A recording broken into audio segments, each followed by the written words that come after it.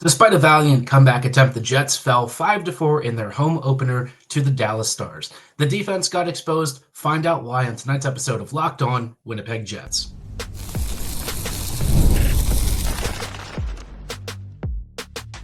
You're Locked On Jets, your daily podcast on the Winnipeg Jets, part of the Locked On Podcast Network, your team every day.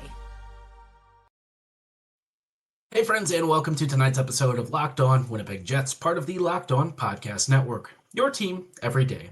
I'm your host, Harrison Lee, an avid Winnipeg Jets fan and an online blogger. You can follow me on Twitter at HLivingLoco and at LO_Winnipeg Jets. Thanks for making Locked On Jets your first listen of the day every day. If you like what you're hearing, be sure to like, follow, and subscribe on all of your favorite podcasting platforms and YouTube. Doing so, of course, is always free of charge and ensures you never miss another episode. Most of all, though, we just love and appreciate your support, especially as we are starting a brand new season. Game 1 is now in the books. Jets had a bit of a tougher one, right? Obviously the loss is going to stick out. Winnipeg did try a very valiant comeback, but unfortunately it did fall short. And I think a lot of us were kind of hoping that, maybe things would be a little bit different to start the season. It didn't quite go Winnipeg's way. And I think we saw some of what made the Jets potentially a little bit more borderline than last year. And also some of the moments where, maybe there's some signs and growth for optimism. So we'll talk all about that. We'll talk about, the Jets' strengths, the weaknesses that we saw in the first game, and kind of talk a little bit about tomorrow night's lineup, as obviously the Jets are going to be facing the Kings this weekend, and LA has had their own issues. But before we dive into all the fun stuff tonight, did want to let you know that today's episode is brought to you by FanDuel.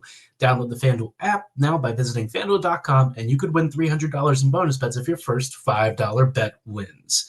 Now, let's chat about the Jets last night, because the scoreline, I think, in some ways is a little flattering, right? I don't want to talk bad about the team for the whole night, because I don't think that was entirely, a 100% accurate reflection. But I think it's very clear the Jets were not very good last night. And there's no real getting around it. Winnipeg, especially after the first 10 minutes or so, really just struggled. The middle six had to be rearranged a bit. The Jets' defense in particular, I think, got badly exposed. You see that is a talking point that Chevy kind of needs to do some surgery here. Right now, though, the surgery maybe could be internal a bit.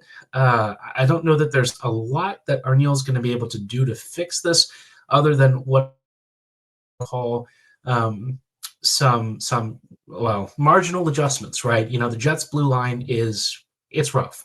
And I think a lot of what we saw last night kind of manifested out of, not only the lack of foot speed with the forward group, but also the Jets' blue line. Like, Winnipeg was taking a lot of penalties, a lot of stuff where guys were, getting themselves in stick trouble because the opposing skaters from Dallas got the inside step and were able to blow past them. And so they stick the stick blade out, and it leads to some really dumb infractions, things that you just don't want to see happen. And, to be fair, like, some of the calls were not great. I think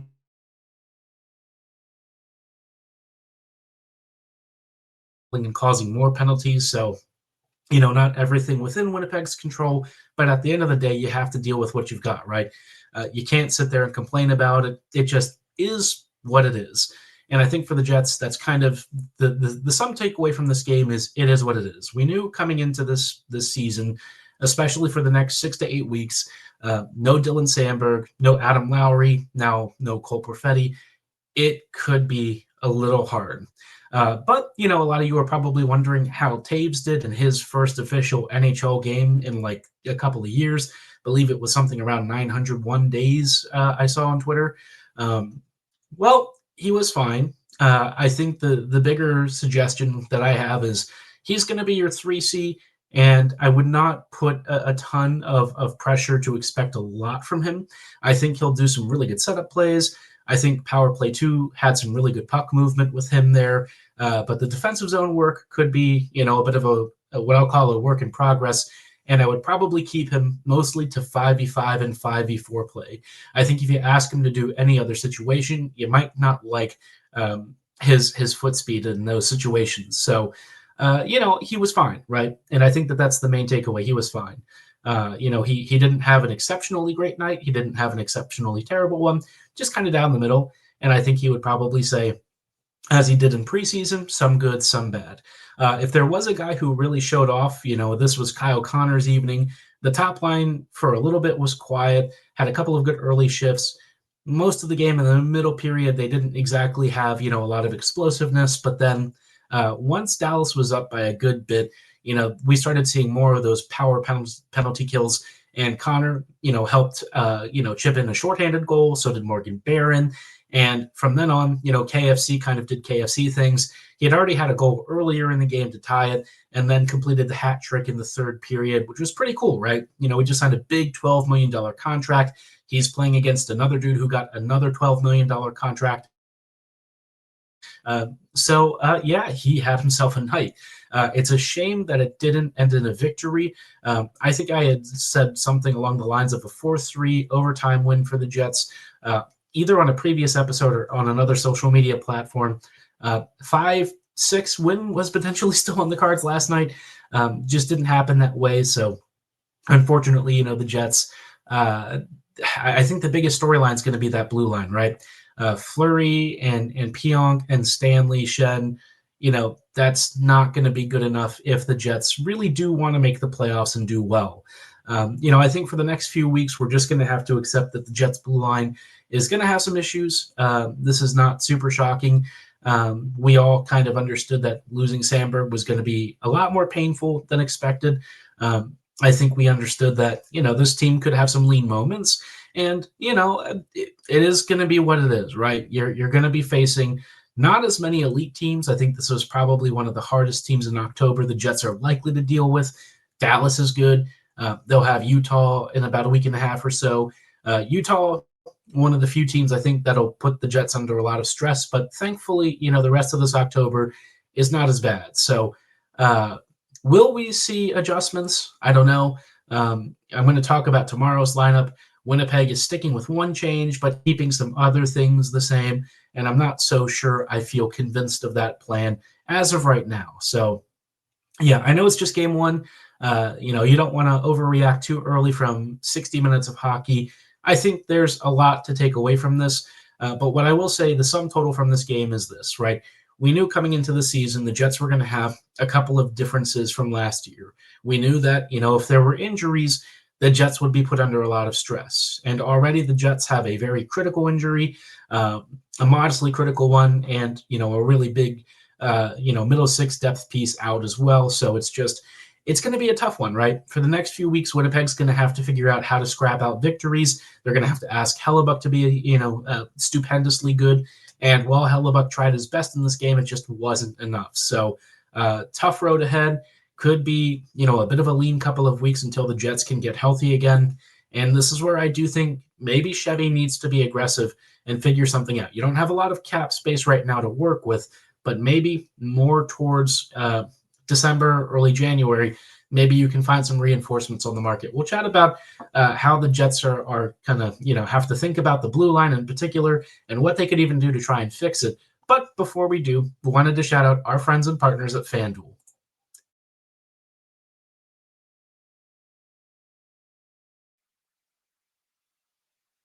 The NFL season is here, and FanDuel has an offer you don't want to miss. Right now, new customers can bet just $5 and get $300 in bonus bets if you win. That's right, pick a bet, put down $5, and if it hits, you'll unlock $300 in bonus bets to use across the app.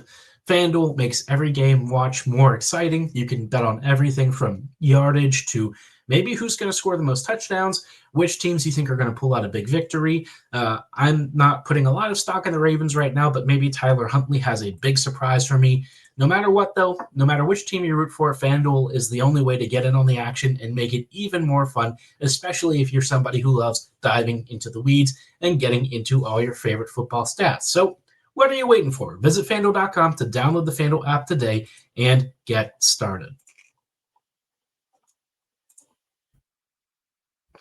Hey friends, welcome back to this episode of Locked On Winnipeg Jets, part of the Locked On Podcast Network, your team every day. Every day, thank you so much for rejoining us as we are chatting about some takeaways from the Jets. Obviously, yesterday's game against the Stars did not go according to plan. A bit of a tougher first game for the Jets. they did almost come back, and they got close. Dallas score effects kind of sitting back a little bit, and Winnipeg kind of came close, but unfortunately just couldn't finish out the deal, couldn't close the gap. And, it is what it is, right? One game down, 81 games remaining. Do you hit the panic button? So I'm of two mindsets, right? Overall, no. I still think the Jets are going to make the playoffs. Might be a little more challenging than I thought, but I do think Winnipeg will still make it. However, I think if I was to press the big red panic button on anything, it'd be the defense. The blue line was horrendous. Stanley and Shen were not awful, but I think that pairing definitely lacks mobility. I really think you need to bring Stanley, another partner, right? Miller, in this case, I think might offset some of those issues. Stanley Miller is okay. It's not going to be a perfect pairing, but considering what we're working with right now, it might be the best shot you have. As it is, Miller might be your third or fourth best defenseman on the team, especially given the injuries right now. So if that's the case, the Jets need to think about making some adjustments here. The pairing, though, that really got exposed was Fleury-Pionk. Fleury is just, unfortunately, he's being asked to do, top three, top four blue line duties. And you're asking that of a guy who's more of like a 6 or 7. And I think that's kind of a lot for him. He does skate well and he can be very fast and big. But in terms of, what he's been able to accomplish and how much he defends, that part has been a bit of a challenge. So unfortunately, last night, that pairing got absolutely eviscerated. And if the Jets don't really have a lot of internal options, which they don't right now, you might need to think about exploring the trade market. It is a little early in the season to be doing this. We did see a rumor that the Jets may be thinking about it already because they sort of understand Noah Sandberg is not ideal. But, the options out there are probably pretty limited. If you're talking about like dreamland scenario, obviously Dougie Hamilton would be transformative, not just for the present, but also for potentially the next couple of seasons. Hamilton's probably about as good as you're going to get with this D market, especially given the fact that he is like a quality number 2, right? He's a pretty top-end defender. So other than that, I mean, you might be looking at a Ryan Graves. Graves got waived by the Pens recently, and, he could be available on the trade market. Otherwise, I mean, there's just not a lot out there. So the Jets' options are kind of limited. You could try something internal if maybe you go with an Elias Salamonson call-up.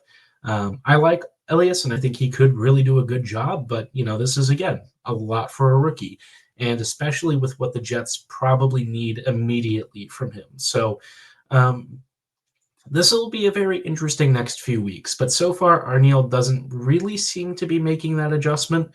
Today's practice lines ahead of the Kings game are the same in terms of the D pairings, so clearly he doesn't feel like that was, at least right now, as big of an issue.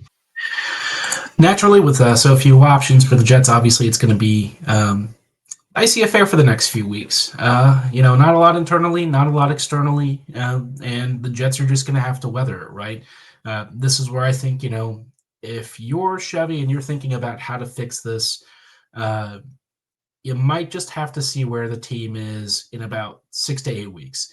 Sounds a little bit dumb. You've got Miller on the bench. You can probably pull him into a game. You've got Salamonson with the Moose. I mean, there's other choices. Maybe you call up Heinola. But, I think Winnipeg is kind of stuck, right? There's not a ton of cap space to bring in immediate help. Not many teams are looking to offload defensemen right now. So it's the start of the season. You might just want to wait and see. And if the Jets, pending the position that they're in over the next few weeks, if they're not really in a firm playoff spot, how many resources do you realistically give up?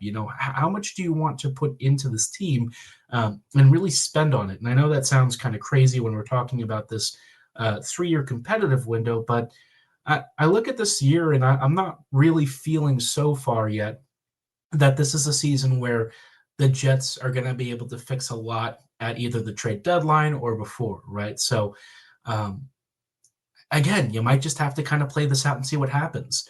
if the team's in a better spot in a few weeks, maybe we feel better and maybe you put out for a bigger player. But unless there's something that's really great out there for the Jets to go after, we might be a bit stuck. And I think that, internally at least, the Jets have not many solutions. I think there's got to be something better than what they're doing right now. I would probably switch Fleury and Stanley if you're going to have both of them in. Fleury and Shen, not a great pairing either. Stanley Pionk has its own warts, but they've been slightly better together. Again, this is all pretty marginal. I think in an ideal world, you'd have Miller at least in one of these spots, but I know tall defenders, they don't seem to really want to get away from that. And so it just, it is what it is, right? Down on the farm with the Moose, unless you're thinking Heinola or Salamanson can solve something for you, you're probably not going to be leaning on either. Heinola's own camp and preseason were just okay. Probably better than what we're seeing right now in terms of what he would do, alongside maybe a Shen or something. But, I mean, it's all very relative. At the end of the day, the Jets just don't have a lot of blue line solutions that really move the needle until Sandberg comes back. And that's a harder place to be. So in the meantime, I would say for the next few weeks, just really hope that, the opponents that we're facing continue to not be that great. After this really tough game against the Stars, like I said, in terms of the rest of our opponents, we don't really have a ton of elite competition ahead, but certainly no slouches either. So as the Jets get through this portion of the schedule and really this month, can they come out of this on the stronger side? Will this be kind of the pressure that forges a diamond? We'll see, right? Out of adversity sometimes comes, a really strong unit, and the Jets dealt with a lot of some of that stuff last year. How they'll handle it this year, I don't know. I don't think we have quite the same depth and reserves that we did last season. It's why I was so adamant that last year, the trade deadline was something you really had to hit out of the park, and it was a missed opportunity. So what the Jets do now will be fascinating, right? And if things really do start to slip here over the next few weeks, and I don't think that they will, but if they do, do you start thinking a little bit ahead of what you want the rest of this season to be? How competitive do you feel the Jets will be? All that stuff. Last night was kind of a worst case scenario, and I don't think that's going to be the norm for the season. But will the norm be better enough to where you feel you can put a lot of resources into this team, you can really spend to bring in some real big assets? What flexibility do you think you really have, and how do you take advantage?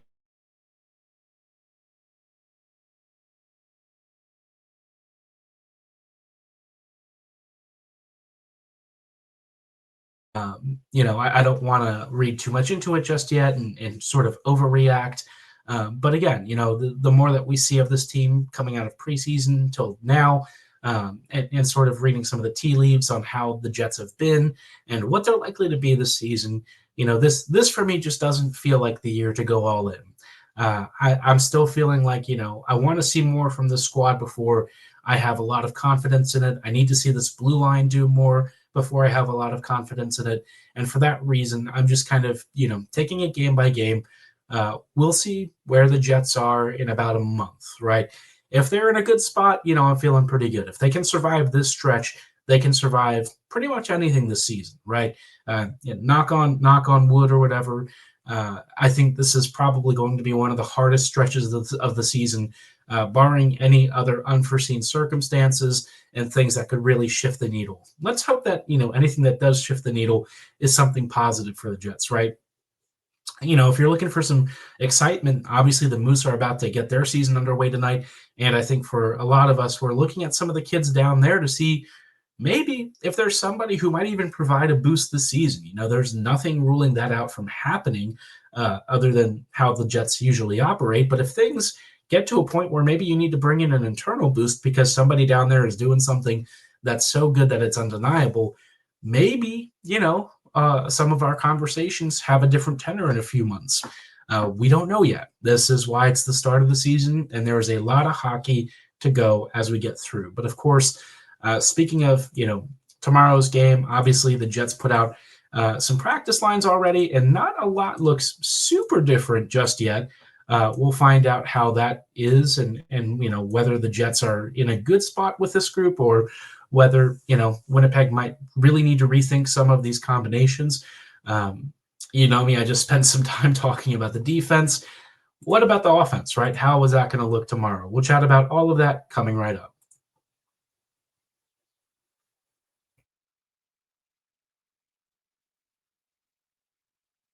Hey, friends, and welcome back to these closing thoughts on tonight's episode of Locked On Winnipeg Jets, part of the Locked On Podcast Network, your team every day.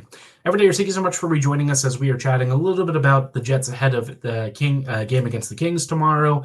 Winnipeg is mostly rolling with the same lineup that they started with yesterday, but with one tweak that did pop up during the game, and I think it was a smart tweak. The middle six saw Iafallo, Toews, and Chibrikov united, and then the third line is now the 3N line of Niederreiter, Nemesnikov, and Nyquist. Say that 5 times fast. Probably not as easy as you think. Fourth line, still Pearson, Barron, and Koepke, and then on defense, it's exactly the same as it was against the Stars. So first off, middle six change, I think, is smart.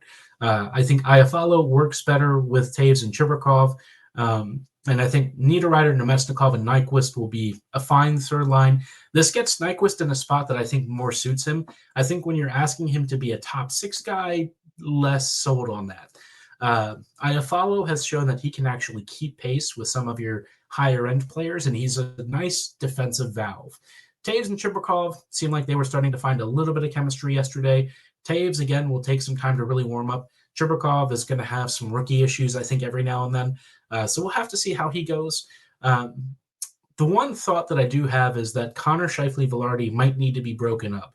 Not because they've been bad, but because I think you might want to spread the wealth a little. The Jets' offense right now is kind of one line. Unless the second line can really break out, and we sort of knew this coming into it, the Jets' offense might struggle to finish on some of these opportunities. And if you can maybe get a little bit more of a top 9 look, maybe you squeeze more offense out of it. Pearson looked all right, and of course Barron scored a goal, but just not a ton of upfront help immediately available to the Jets. So against the Kings, I don't know how much of this is going to be a problem. We'll have to wait and see. But looking at how the LA squad's done so far and where the Jets are, could be a tricky situation over the next couple of games, right? Winnipeg's going to have to feel this out. I think Winnipeg is trying some combinations that they're hoping to get a little more juice out of this team. But I told you at the start of the season, in preseason and over the summer, the offense might not have as much punch as we've seen from other years. So how this pans out, we'll have to wait and see. My own personal feeling is, tomorrow should be a win for the Jets, right? I do think that's going to be the case. I think what we saw in the first game is not going to happen again. I could be wrong. Maybe I look stupid in a few hours. But I just feel like, the Stars are one of the best teams the Jets are likely to play throughout this whole season. They're fast. They're skilled. They let off the gas and almost blew it. But at least leading up to that moment, they were still very dangerous, and they had several power plays that they could have really punished the Jets even more. So, the Kings, not exactly on the same level of form, but they did beat the Knights. So I don't want to sit here and say it's a foregone conclusion that the Jets are going to win. The Kings have always given the Jets a lot of trouble. They're not an easy opponent, so bear that in mind as we go through this. It's going to be an interesting couple of weeks, and I don't know if I have quite a clear feeling which way any of it's going to go yet. I have some suspicions. I have some feelings about it. I wouldn't be shocked if things are maybe a little rockier than anticipated. But for the Jets, all I can say is you've gone through worse at times. You've had tougher outings. How do you kind of learn from the mistakes that happened in the first game? How do you win those battles that maybe you weren't winning as much of last game? And, what can you do to grow from the first game and certainly some of the injuries that you're already dealing with? you've got plenty of opportunities to pick yourselves up off the ice and kind of get back to what you do. I'm sure Arneal was not thrilled with the performances and said, we lost too many battles, after the game. And I think that that's certainly true. Now it's on the coaching staff and the players to kind of work together to figure out how to get past this, maybe experiment with some of these combinations that they're already running. I already see another couple of tweaks that I think would make a lot of sense for the Jets. But I know Winnipeg is probably feeling some level of pressure to try and right the ship after a rocky first game. So we'll just have to wait and see. If I'm going to do a bold score prediction for the Jets, I've got Winnipeg winning maybe 3-2 tomorrow. I don't know if I entirely trust that just yet, but we'll have to wait and see and hope that Winnipeg can kind of rally after a tough first game and come back for a big second one. But drop your score predictions below. Let me know your observations from the first game and what you think you're going to see going forward. Give me your thoughts about how the defense looked and how you think the forwards are doing in the comments below or at my social medias at HLivingLoco and at @LO_Winnipeg Jets. For tonight's episode, though, that's going to be all the time that we have. I thank you so much for listening and making Locked On Jets your first listen of the day. Every day, we will see you back here tomorrow with some coverage of Winnipeg versus LA, maybe even some thoughts on tonight's Moose game. I'm expecting a really good one. This is maybe one of the best Moose teams that we've ever seen. Excited to see some of the prospects, some of the newcomers like Chase Yoder, who had a really good preseason. Maybe he'll have a really big camp and a really strong start for the Moose. And maybe he even earns himself at some point in an NHL deal sometime in the next couple of seasons. So lots to be excited about there. Looking forward to it. Follow along with me later this evening, 8 p.m. Eastern. But for tonight's episode, that's going to be all the time that we have. Thanks for listening. Have a great night. And as always, go Jets go.